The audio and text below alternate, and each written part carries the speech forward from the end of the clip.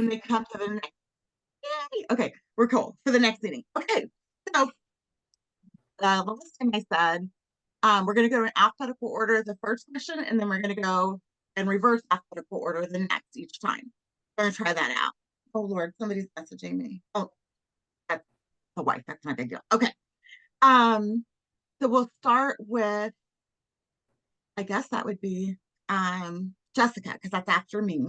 Um, the first question I wanted to ask is, do you like this format of book? Do you like the memoir and journal type of first person type of writing?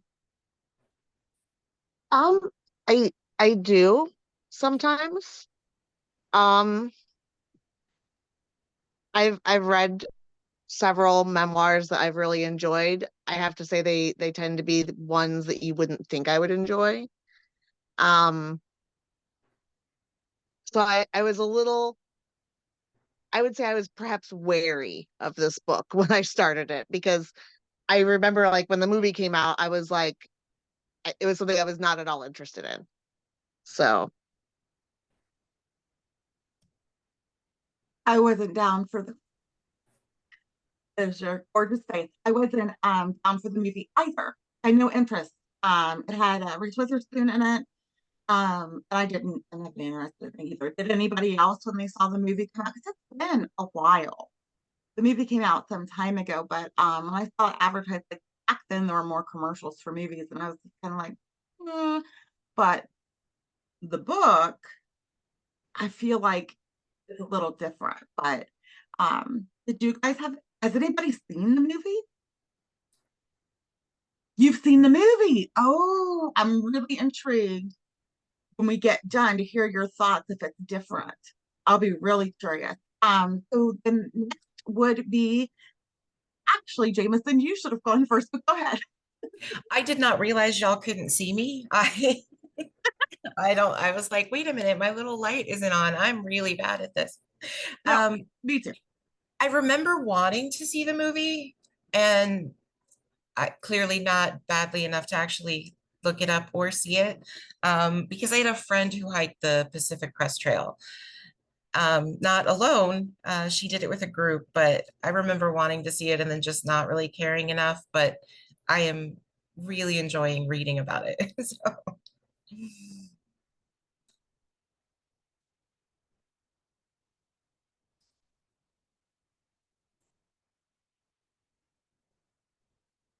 Sorry, guys. There was a little bump here. I saw Victoria's message. Thank you. Next would be Shannon. Do you like the memoir style? Do you like, hearing it like from first person journal? I do. I haven't read like a lot of memoirs, but um I've read fiction written in first person a lot. I used to read a lot of like Ellen Hopkins, and they're always from the first person perspective. And so I do really like the style. And I'm liking the book a lot more than I thought I was going to. I feel like that's a general consensus. Like most people are like, I like it way more than I anticipated. Um, I don't know, something about the writing style really pulls you into like you can feel sort of like what she's feeling. How about you, Stephanie? Do you like this? Like it's like a peek into somebody's diary almost. Yeah, actually, I do. I think it's very intriguing. The book is intriguing so far, but again, it does have some heavy topics in it, and I wasn't expecting that. But I also did download that one app. What was it called? Uh, the one that we were just, let me find it. The one that we read before this, the book that we read before this. Oh, The no. story graph, because I Oh, wanted to see what all the trigger warnings were. Sorry, I had to look on my phone. But yeah, I do. I like the memoir style. I think it's interesting because it really does pull you in with how she describes everything, and I really do like that a lot. I think it's a good fit. I agree. It's really good feedback. How about you, Victoria? Do you like the style, or is it like some people feel like the empathy might be a little overwhelming? So, I love this style. I love like people in their own words and people's like I love taking in stories, basically. So if someone wants to tell me a story, I will take it at any time. What was interesting about this one, when you announced it, I was like, "Oh." And I like looked back at my Goodreads and I like had totally forgotten that I have read this one. But the reason that I can't remember that I'd read it is because it's in the before. And I think that you guys can understand what the before is. Like with all of us having like, like grief and loss and stuff in our lives. I read this 4 months before my mom died in 2014. And so like I can't remember, you know what I mean, like how I felt about it and stuff like that. But I know that like as I'm reading this, I'm feeling such a temporal connection to 2014 Victoria. Like as I navigate, like, and I'm thinking like to myself, like, how would I have navigated this? Like, how would this have hit? Because my mom and I had like up and down relationship with her addiction. But like in the 4 to 6 months before she died, we were our best. Like we like had finally let bygones be bygones, water under the bridge, and like we're talking regularly. So it was like, yeah, I was like kind of I guess I probably read it and like was so irreverent about it, but like looking back at the date, I was like, oh my gosh. Like I read that in the before time and I can't remember a single thing about before October 3rd, 2014. You know what I mean? So like it's it's just kind of interesting like the time stuff that this is doing for me. Yeah, I really enjoy like the storytelling so far. I really think the way that she like kind of holds herself accountable, you know what I mean? Like for like the way that she's complaining about different stuff while also like telling this grander story of her life is really, really interesting. I think it's really interesting that you talk about the before time. I lost my mom, and I think it was in 2018. And I remember before, but it's almost like before was a different person, almost. Like that healing that came about. I Totally. feel, Yes. yeah. Yes. To remember it, but it's a little cloudy. Like it's almost not like it's I feel clear as almost like that. 3 or 4 persons removed from that at this point. Like, Especially little years details in. like a book Yeah, would not it's be wild. something that I would like. Big moments are really clear, but something like this wouldn't be. So, by the way, I wanted to make sure we announce that we are discussing Wild from Lost and Found on the Pacific Crest Trail from Cheryl Strayed. Before I forget. And then my next question, since we're starting with you, Victoria, we might as well go ahead and answer. I had suggested in our last meeting and in the book club, if this was a hard book, if it was triggering or it brought up emotions that might be difficult, if you were journaling along or letting out your own writing process in the way that she did, are you doing any of that, or are you just kind of like internalizing and processing that way? So yeah, I have like a couple different journals. I like have a personal journal that's like for feelings, but this is my little like book journal and I like write as I'm like, you know what I mean, reading to because I have a trash PTSD brain and you know what I mean, if I don't write it down, I don't remember it. So basically, I like leave little notes for myself like as I go. Like I had just written that basically like the avoidance behaviors and like an escapism that she engages in, like the cheating and the drug use.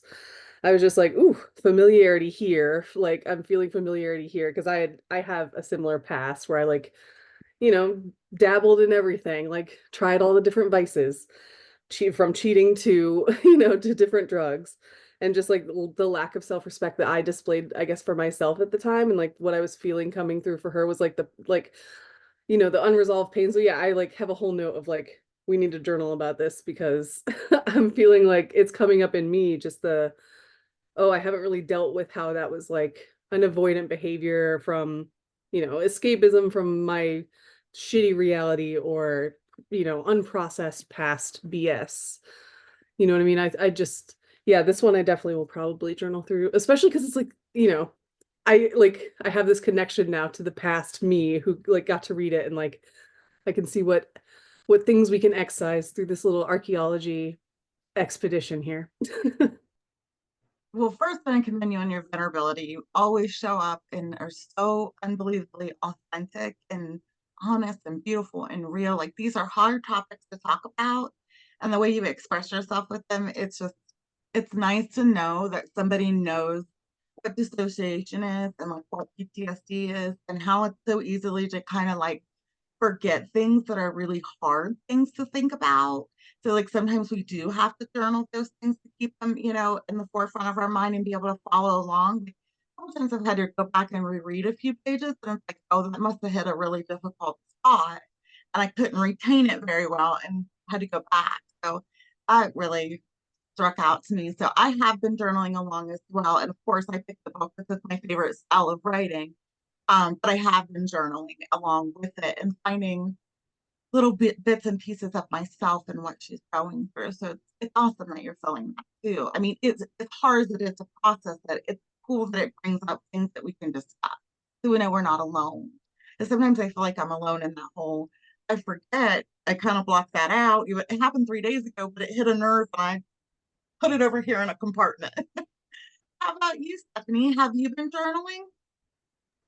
So actually, because it's hard for me to write, I've been using the Basmo app to journal. So I have Goodreads and I have Basmo, but yeah, I've been taking a lot of quotes that really hit me and digging down why it's hitting me.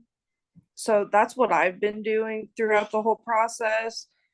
I haven't had to stop reading because it was too much, but what I would do, I like, type up my feelings and everything. So I have some good quotes that I've written down and how I've processed it. And I want to thank everybody for being so candid all the time. It's really nice for everybody to share their vulnerabilities and their insights into everything. So I do appreciate that. I agree. I agree. I was most concerned because I know that you had lost your mom more recently. Mhm. And so I've reached out to you a couple of times and like, please make sure you're journaling as we go. If you need anything, I'm here. And I hope everybody knows, like, if there's something in the book that becomes like hard to deal with, please just send me a message. We can talk it out. We can FaceTime, whatever you need. But yes. And then I think Shannon's dealing with the cat because, like she told us last time, her little book nook is where the cat gets treats. So the cat thinks every time Shannon goes to sit in her little bookplace, it gets a treat. Would you do? Are you okay to talk to you? Yes, that's exactly what's going on though. So he's over here trying to get treats and trying to get attention. And so he's clawing at my chair. And every time I tell him no, he turns his back to me and pouts. So he's sitting here pouting, and I'm like, don't pout. It's not time yet.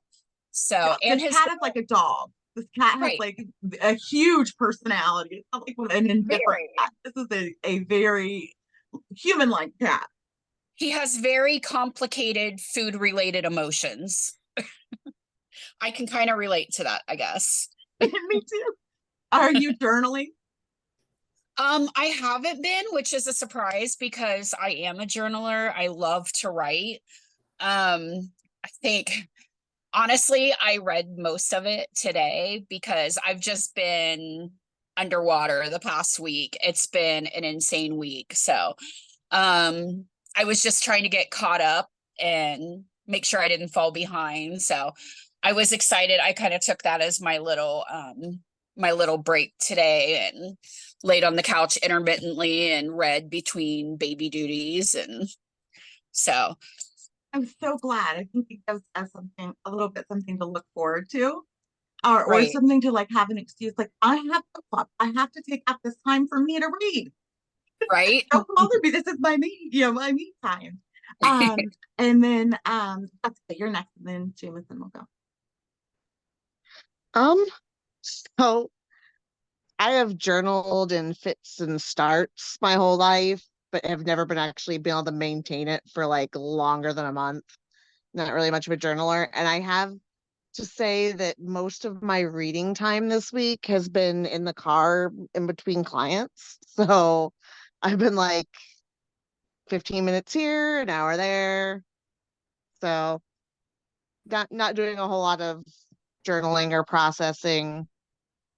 Has it brought anything up for you that has been because I know you were a little leery of the book and you didn't want to see the movie, and you haven't been feeling well, and you're like steroidy. Has it been hard to read, or because I told Stephanie one night, she was like, "Are you reading the book?" I'm like, "Yeah, I just threw it. I was so mad." It's I'm wondering if you, and I'm not even on steroids. I'm just a little rage bunny. Has it erupted anything in you, or anything you want to vent or get out now, since you haven't had a chance to write anything down? Can I admit that I've been referring to Cheryl as the twat? I'm like, how? How can you do something so stupid? I've done a lot of yelling at her. Um, I'm telling Diane, you wouldn't believe what this twat did. Not very good behavior. Not at all good behavior. So perhaps maybe working through a little bit of rage and a little bit of upset at people being irresponsible. That really is like a big one for me. I'm like, who does things like this? Who I does irresponsible stuff? That's why yeah, I felt like I got attached, and then I thought, oh no, she's put herself in really serious danger. So I was worried, and so I get that. I get that. I'm trying to remind myself that she's young, and going through like despair. And sometimes when you're so despaired, the consequences don't matter anymore. Like you're that close to like letting go of reality in life. It doesn't really matter if you put yourself in a really horrible situation. But we care about her as a character, and we're like, oh, this is not a good idea. How about you, Jameson? Did you journal or feel anything that like really erupted? I've been kind of keeping track of like some of the quotes that I don't know. I always journal a little bit when I read, and I don't know, maybe this kind of, I think I've been writing more because I like the destructive behaviors, and I get it, like being diagnosed with borderline, I kind of get it. And I wonder, like, as I'm reading, I wonder, I'm like, is she gonna realize that like this whole thing is just another destructive behavior? Like, I think it's gonna turn out okay. And yeah, maybe that's how you find yourself, but like you're not getting away from the destructive behaviors. You're just going on a destructive adventure now. Like, and I'm just like, I don't know why you're mad, because you would have done the same thing. This is something I would have done at the time. Like it, so I was like, okay, this is why I'm writing so many things down, because and why I don't like her very, like at first I didn't like her very much, and I do that. I was like, why do I not like this person? And I'm like, oh, because they remind you of you and you don't like that. So, Which is why I threw the book, because for years, and that's why I trying to tell myself, like, okay, I've been in therapy for 10 years, at weekly therapy. Before that though, I would build mountains and then I would destroy them. And I would do a lot of the same self-destruction. So I see her being able to be successful in something and destroying it, and that's why I got angry. So one of the questions is, the reason why this was on Reese Witherspoon's and Oprah's book clubs, why it's so famous in book clubs, is because it's the most quoted famous quote book. Like it's really high up there. So the quotes in the book have touched so many people. So I wanted to know, like, what stood out to you, or if there's like a theme that really hit you. And you said you'd been saving some of the quotes that you really liked. So we're going to start back with you, and then we'll go back through the outfit that way. Jameson, by oh, um, she wrote, the one I wrote down is she's like, fear to an extent is born of a story that we tell ourselves. And so I chose to tell myself a different story from the one that women are told. And like I get that. I get it about fear, but also like I think like I read that and I just thought we are who we tell ourselves we are. Like she kind of just decided, like, I mean, she's never done this before. She's never slept in the woods. I know what a serious journey that is. And like I kind of just thought, I I kind of do a little bit of that. And I think that that's why that quote spoke to me. Like, I think we just are who we tell ourselves we are. And sometimes that's not the safest, but sometimes you find yourself there. Like you're like, oh, this is who I am. And I really loved that. And then there wasn't really a quote, but there's like, she'll describe the pain she's in, or there were a couple places where she's like, I've got two choices. Like I can go forward or I can go back. And at some point I realized like the pain that she already experienced was worse than this.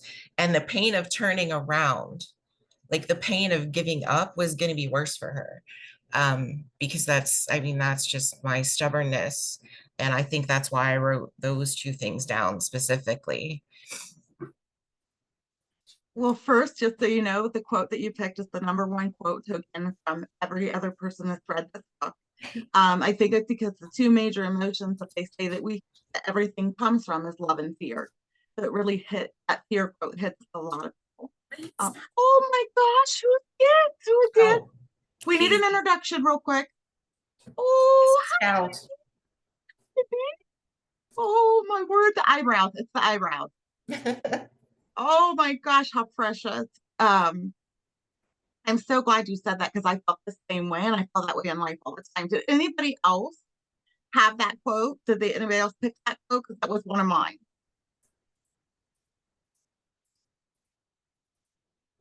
Wow. Okay.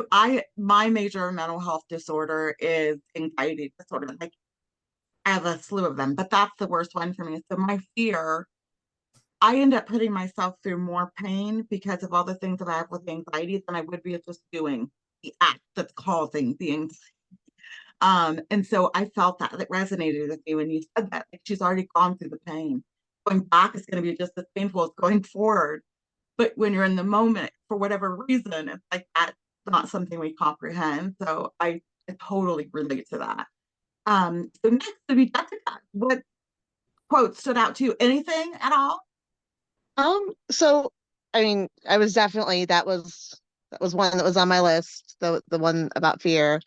But really, for me, the one that I wanted to like pick out was, I guess, the point where I stopped loathing Cheryl as much, and I actually like felt like, okay, I can relate to this person. And it was when she was talking, it's like page 93, where she's like, before I began hiking the Pacific Coast Crest Trail, I imagined that I'd sleep inside my tent only when it threatened to rain. That most nights I'd lay my sleeping bag on top of my tarp and sleep beneath the stars. But about this, like so much else, I'd been wrong.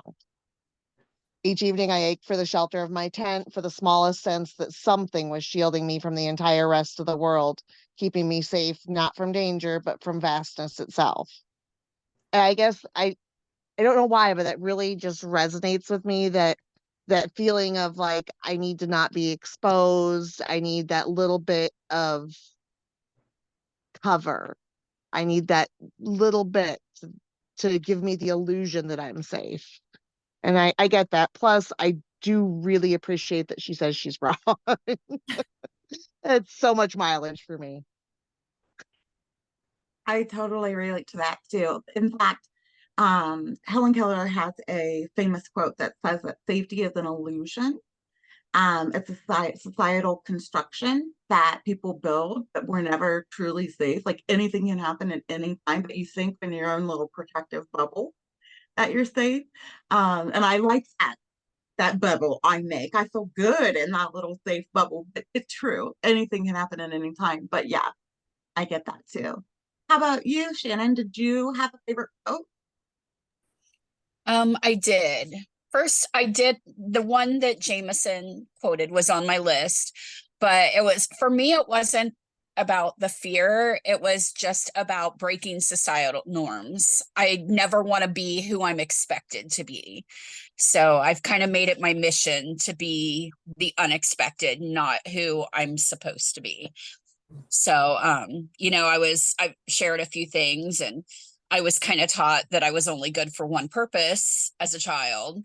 So, breaking out of those norms and being like, no, this isn't who I'm meant to be. I can be anything I want to be.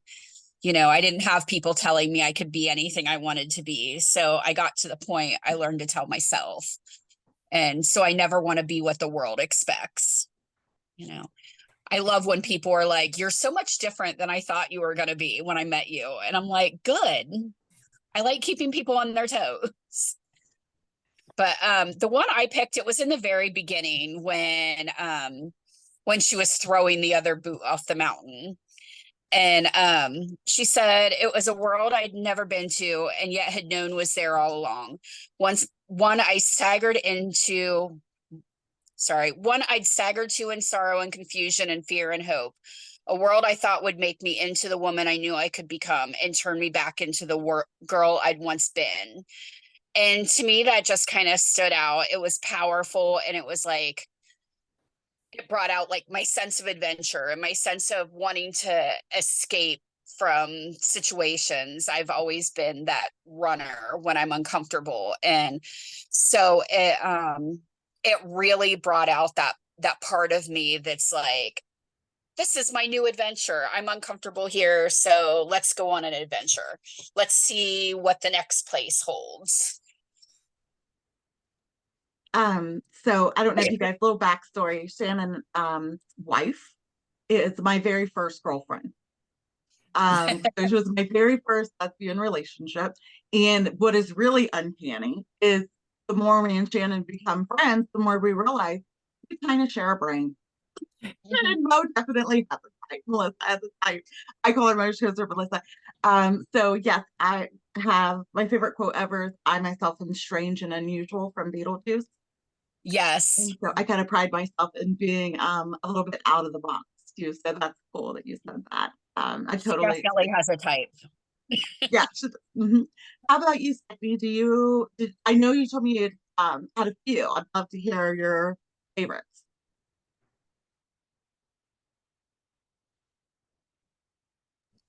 Sorry, I keep hitting the wrong. So I'm gonna go a little different.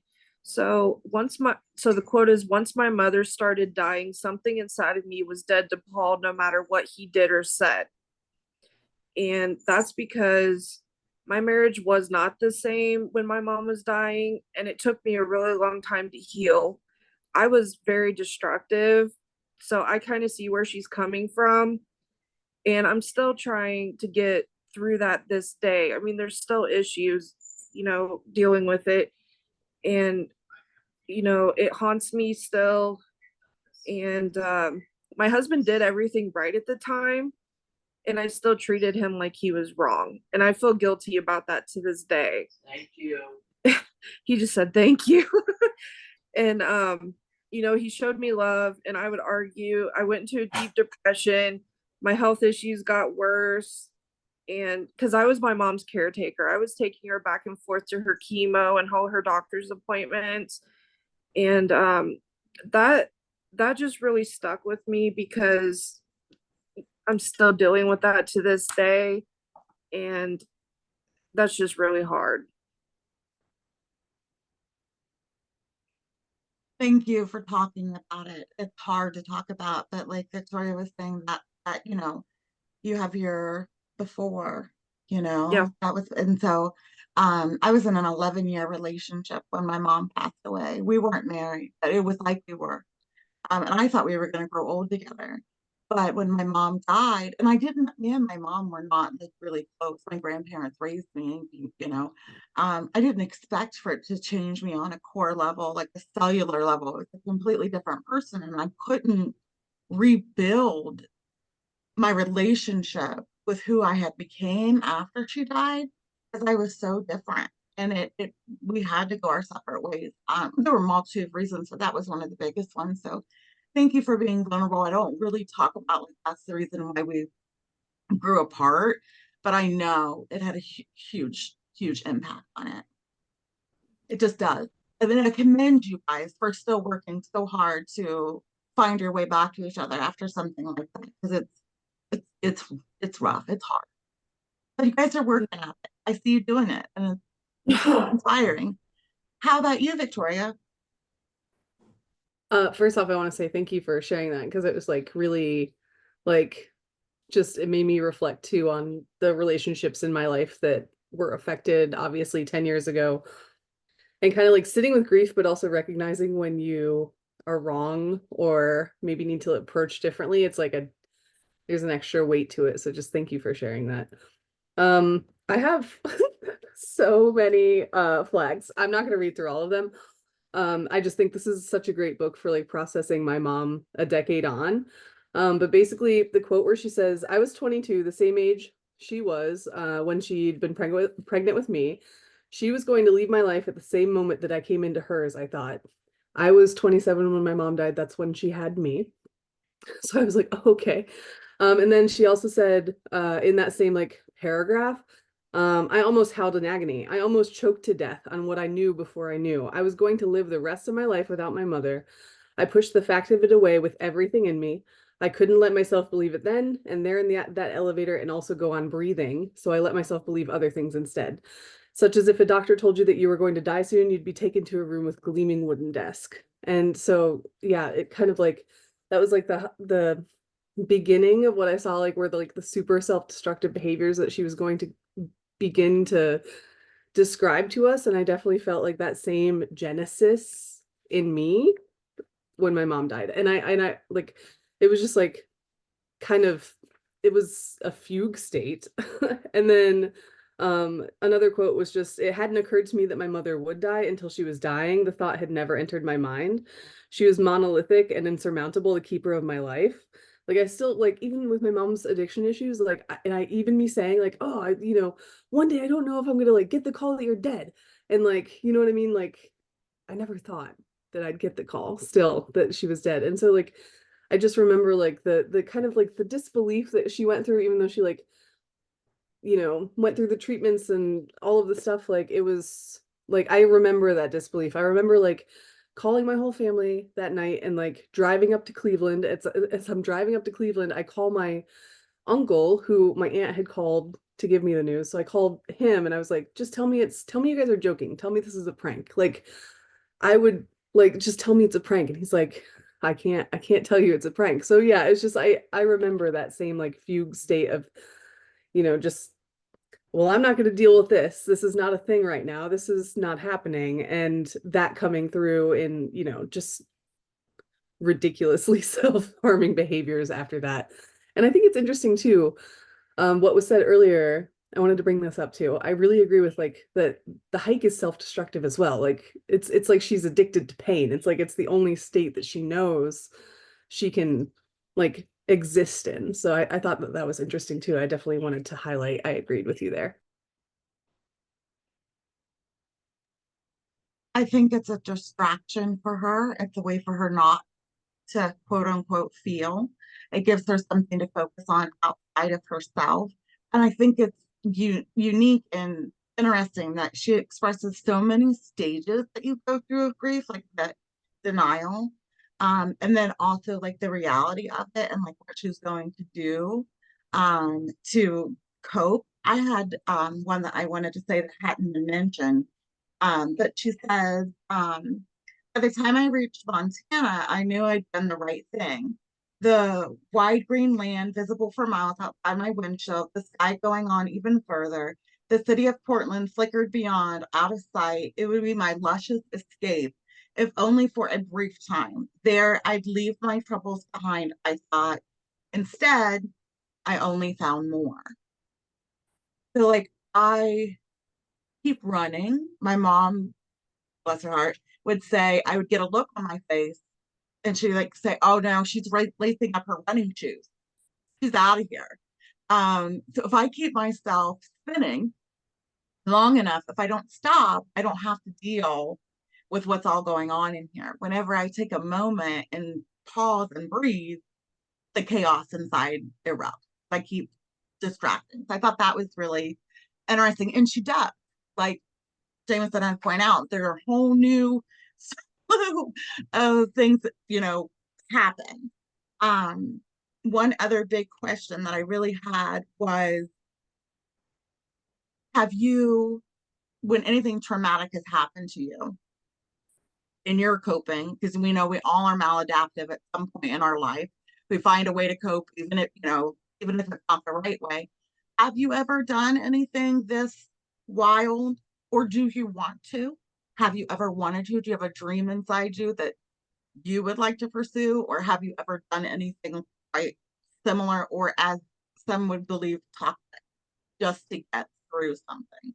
And then we'll start back with Victoria.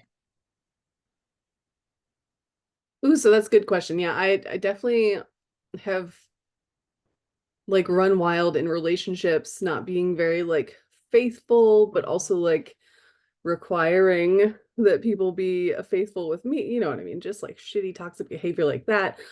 Um, I have tried, you know what I mean, like several drugs just to see like, oh, let me see what the fuss is about. And it's like what not a lot of people, I think, without like trauma and like neurodivergence would like willingly choose some of the things that I've tried to, you know, like just willingly chose.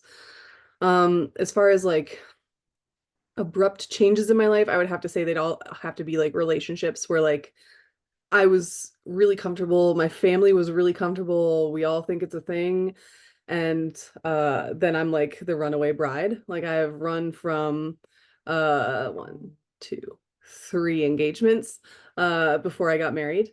Um so and I also got married so quickly that it was like if I don't have like an engagement in a period of time where I'm like sitting there like thinking about the future, then I'm good to go apparently. So, and so far it's been really great. Like kind of like handling it as it comes up rather than like sitting there like putting myself through the anxiety and the like the agony of like worrying about the future. But yeah, they've been like big relationship shifts where it's like maybe like with my last partner, he was like 25 years my senior.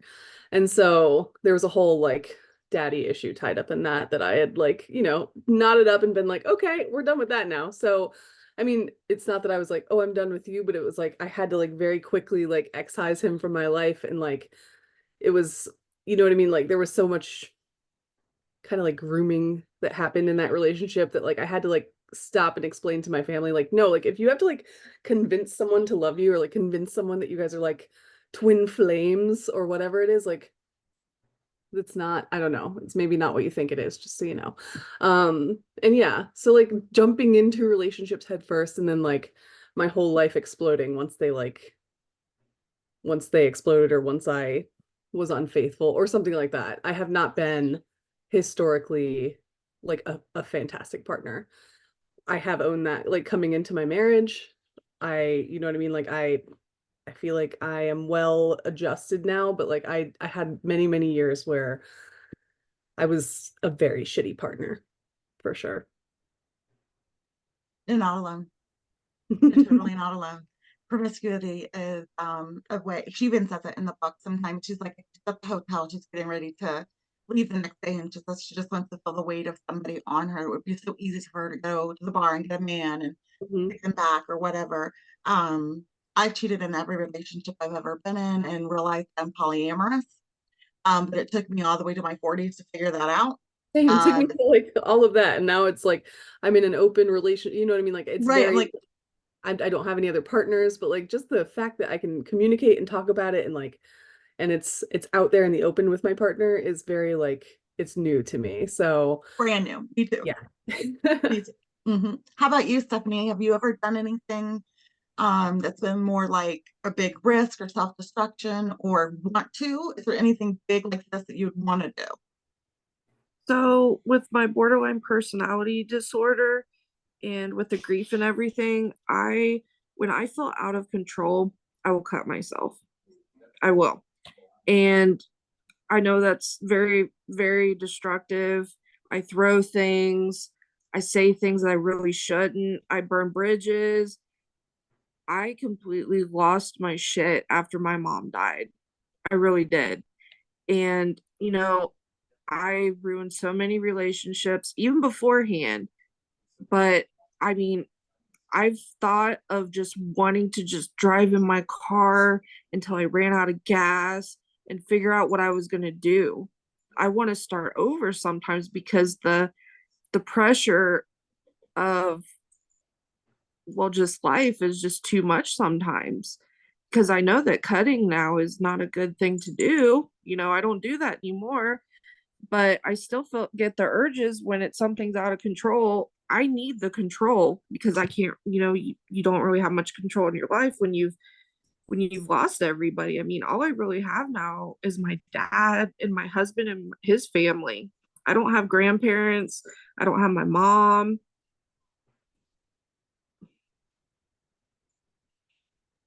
That's so hard to talk about and admit, especially in a situation like this. But I suspect that we may find out that self-harm is something that Cheryl may have dabbled in at some point, considering what she's going through. Um, at younger, I was there, I did that too. So you're not alone there either. Trauma brings out really difficult things that we can't deal with, and the control that you're talking about. I did that with food. And now that I don't, sometimes I want to get in my car and drive as far as I can so I don't recognize anyone or anything and start over. But now we know, I think we all know, we're taking all of that with us wherever we go. You know, we carry it inside us, but that urge to just get out is there. Mhm. How about you, Shannon? Have you done anything similar or want to or Well, I'm also a recovering cutter, self-harmer. But also, so you're definitely not alone. And then my drug history, uh my the very end, I had lost everything. I mean, I had lost my kids and no contact with my family. I was living in an abandoned house, and it was just, I had reached just the lowest of low, and I didn't care what happened to me anymore. And so the last time that I was picked up, I had like 6 different chemicals in my body that I tested positive for. And, I had been arrested, and they were like, "Were you trying to die?" And I was like, "I wasn't trying to die, but I don't care if I do." You know, I'm like, I'm not necessarily trying to live either. And so, yeah, I could definitely relate to that self-destructive pattern. I mean, my whole life until the last few years has been one destructive, self-destructive course. So, yeah, I can definitely relate to a lot of it. Me too. Me too. I did not know it had gotten that bad for you. And so that even makes your recovery even more remarkable. And I'm so glad you're still here. And that you did get picked up and that you were able to get sober. And I commend you for that, because I know when you experience that kind of relief, trying to deal with everyday life again, it's really challenging coming from a my mom was an addict, so I saw her go through phases of on and off and how about you, Jessica? I know you had said in the beginning how frustrating it was, the toxic behaviors in maybe recent times or long ago or in your future, if you ever wanted to release grief or anger in that way or have. So I I hmm, I'm getting the impression from everyone that we're not supposed to use trauma as a catalyst for change and personal growth because I'm clearly using it wrong. Um, so when my brother died, well, no, let's back up a little further. Um, I lost him long before I met my kid's dad. Um, I was engaged to a man who killed himself, and my immediate response was to marry someone else. I was married in 4 months to someone I had only known for 4 months. Um, so yeah, and then I went from there, from that trauma response to ending my marriage when my brother died. Now, there were a lot of other things that came into play there. I shouldn't have been married to begin with. But when my brother died, I ended my marriage. And I can't really say what the trauma was specifically. I think it was still more like divorce and brother dying trauma. I moved from Indianapolis to Columbus with a boyfriend, left my kids with my parents, didn't know anybody here. And plenty of self-destructive behavior in between. I'm a former cutter. I traded cutting for alcohol. I was a functional alcoholic pretty much until I moved to Columbus like 9 years ago. So I'm like, oh, so we're not supposed to do that? Oh, because So that's pretty you're much my trauma response is how could I completely fuck my life up as fast as possible? Oh, so that's like what Victoria had said in the beginning. When the anger comes from like, what is it about this person? Or maybe it was Jameson that said, what is it about this person that's bothering me? It was Jameson that you said, what is it about her that it's pissing me off? You know, it has to be in me to bring out this kind of Cuddle, yeah. like, yeah, I didn't really like that mirror very much, did I? I had no idea so many people had relationship issues like that. I thought maybe it was just me, but it's kind of become a pattern to that kind of grief. That's interesting. How about you, Jameson? I know you had a post about something that you really wanted to do, that would be like wild, but I thought maybe this might have sparked that idea, or if it had just been in there all along, or It's a little bit of both. Being being a being borderline, I was a cutter. I I traded cutting for. I was never really an alcoholic, but I would drink. I would just I don't. I traded it for that, and then um, I don't know. It got to the point where I felt like when I was so out of control that I was doing those things, um, that I was letting other people do that to me. Like I was letting other people have that control. And the way I chose to exercise control over me was it was always doing something physical. I started playing football because I was like, this has to stop. I have to find an outlet for anger, or, I mean, even if I just go out there and they beat the shit out of me, like that's okay because everybody's doing it. Like in this context, it's okay that I'm getting beat up and knocked around and I'm in pain for 3 days until I go back and do it all over again. Um, and so then when I stopped playing football, it was boxing, and then when I stopped boxing, it was something else. And like I've always been kind of we either do something like 100% or we don't do it at all. And that's, I mean, that's kind of crazy. I've always had in the back of my head, like, I just want to accomplish something. Like, I want to be able to say, I did this thing. And I feel like my whole life I've been very close to doing some things, but I've just missed them. And like my current control over my life is CrossFit. And um, so my new goal is to like qualify for the regional CrossFit competition next year. So I'm going to start training for that tomorrow, actually, now that I'm back from vacation. Because that's just, I guess that's just my form of, like, this is her form of control. That is mine. It's usually something athletic that makes my body hurt. So I have goosebumps. I'm so happy for you. I've been following your um journey. That's what I want to call it. I guess that's what it would be. You inspired me to get healthy, and I've lost 125 pounds. And from it started with a seed from Jameson, and seeing you get healthier. And I went to therapy with that, and that was sort of like one of the things I was going to suggest is like we all have these outlets. We all do.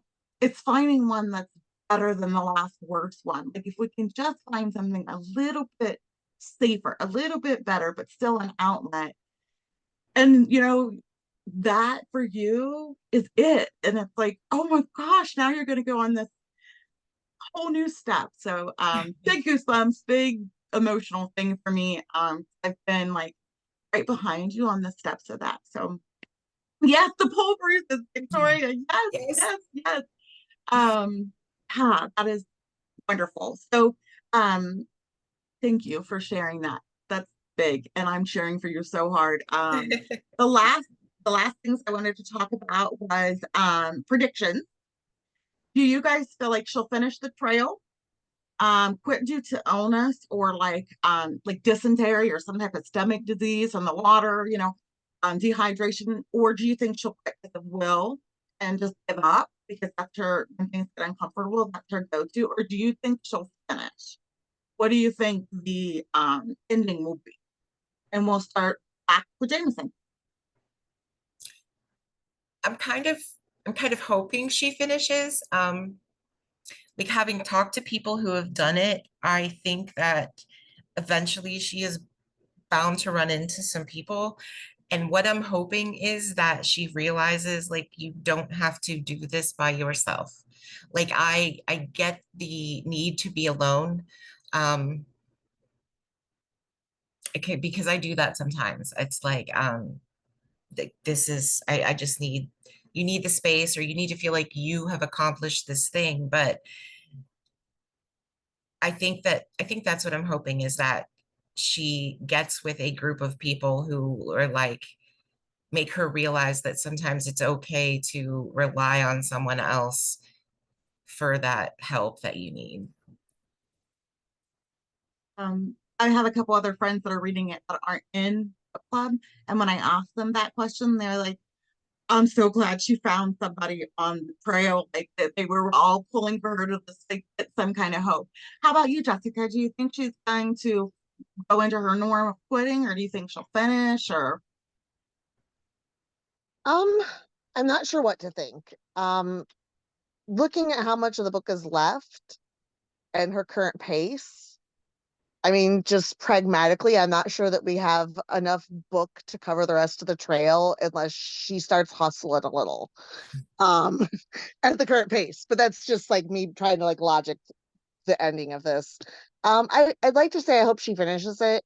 I I was really struck by something that Jameson said that I guess I hadn't considered was a theme. And again, it's because I don't like the mirror. Um, the independence thing, the piece, like the fact that you ask for help or someone gives you any kind of assistance doesn't lessen your accomplishment. Like martyring yourself and doing it like the hardest way possible doesn't make it a better experience. So I'm hoping that she learns that because I clearly still need to learn it. So that's so true. Like I was doing all this weight loss by myself, and I lost 125 pounds, and I'm looking in the mirror, and I'm told Jameson, I'm like, I hate what I see. It's just nothing but flab, and I didn't lose weight in the right places. And they were like, these are the exercises you might want to try. And just in a couple months, things are like going where they're supposed to. So you don't have to take any of this alone. And book club's part of that too. Like this grief that we feel, we all are like one front. So how about you, Shannon? Do you think that she'll finish or reach her goal or quit? Um, I think she'll finish, and that's not even based on the movie because I frankly hated the movie. Um, but it's not because of the theme, it's because that I'm really picky about actors and actresses, and I thought the actress that played her was very whiny, and like I can't picture her being a strong independent woman. But so um I think she finishes because, the quotes that have come up so far and everything. I think that even when she's hating her journey and when she's reflecting and hating herself, that she'll hate herself even more if she doesn't finish. I think that's going to push her through to the end, that not being able to bear with not completing this thing that she started. How about you, Stephanie? Do you have a feeling of what may happen? So I feel I kind of see where Shannon's coming from. I really think she's gonna finish it. I think she's gonna go through a lot of hell though. But the one thing that got me from the beginning was, well, when she met with those gentlemen that knew her name because of the registry, they were saying to her it takes a couple of weeks to get acclimated so that you can go over 20 miles a day. I think she's going to pull it out, but I think she's just going to go through so much physical hell, and she's not going to want to give up because she wants to prove to herself that she can do it and she's not a fuck up like she thinks she is. And Victoria, do you have a theory? Well, all I left for myself from 2014, Time Traveler Victoria, was the rating. I left no quotes, no notes, not a damn review. So I've got nothing to go on from the past to to tell me what happens, but I do think that she's probably going to finish, but I agree that she really needs to pick up the pace before she's gonna be walking like 2,000 miles. I don't know. I also wonder like about her independence, which we know can be a trauma response. And like how she's going to navigate that on the trail, because so far she's really gotten herself into some shit by like acting like she knows what's happening, like, and acting like she knows what she's doing without like, and not relying on any kind of collective and stuff like that. And I've like definitely been that rugged individualist that's like, nope, I'm gonna get this on my own, come hell or high water. And like now I just so softly and gently land on my collective like every time I need anything. I'm like, please, can I have someone to like emotionally get me through this? You know what I mean? Like I'm a much different person now, but yeah, I think that she's gonna have some places where she is gonna need to accept help where like she doesn't want to, and it's gonna be very uncomfortable for her. And I just wonder what else we're gonna see from her, like naivete or however you want to pronounce it. Like just the naive way she pushes through, like I'm gonna get the, like it's a very privileged way to move through life. Let's acknowledge that as well. I do wonder if she's gonna acknowledge that privilege or not though. Which will, I guess that'll be my open question for next time. I hate to be such a, I don't think it's a pessimistic look at it, maybe more of like a realistic. I don't know if she's going to finish her original plan. I'm concerned that she's bit off more than she can chew. I think she'll finish in her own way. Is what I want. I don't think she's gonna quit necessarily due to her own will. But I think there'll have to be things that she'll augment because I don't think that she's planned properly. I don't think she has any idea what she's gotten herself into. But I could be totally wrong. And she may do it the way that she set out to it. And I really hope so. I'm pulling for her. But I'm kind of like, girl, I don't know. we've already lost a shoe. Okay. we're in I some also trouble like, here. yeah, I'm also wondering like how we get from okay, I'm starting the PCT to I'm throwing my shoes willingly. Well, throwing my one last shoe willingly over the mountain. Like, how do we get there Right. mentally? Yeah. Well, I'm not sure. I'm not sure where we're gonna go. But I do know this next week coming up, we're gonna read chapter 7 through to the end of chapter 11. That's going to be the second half of the book. And then, of course, the contest will have one MVP, which will be the person that contributed either something really like that really struck out with all of us. And I thought maybe this time we might vote. We may do a poll to decide on who's the MVP. And then best attendance, one person that comes every single time that'll go in our little raffle jar. And then this time, the rookie, which will be Jameson because she's the only new member that showed tonight. So you will definitely get your prize. And then everyone else got everything that I dropped off at your houses are mailed, right? From last time. Good. Okay, then we are done. Is there any questions, concerns, or thoughts before we go? No? It was super nice to meet you, Jameson. Yeah, you too. Yes, I'm so glad you came. Everybody take care of yourself, journal, take time, be in the sunlight some. It's a tough book, but we'll get through it. I think it's going to be really, really good for all of us. Thank you so much for coming. I love you guys. I'll see you next week. Bye. Guys. Have a good evening. Good night. Night.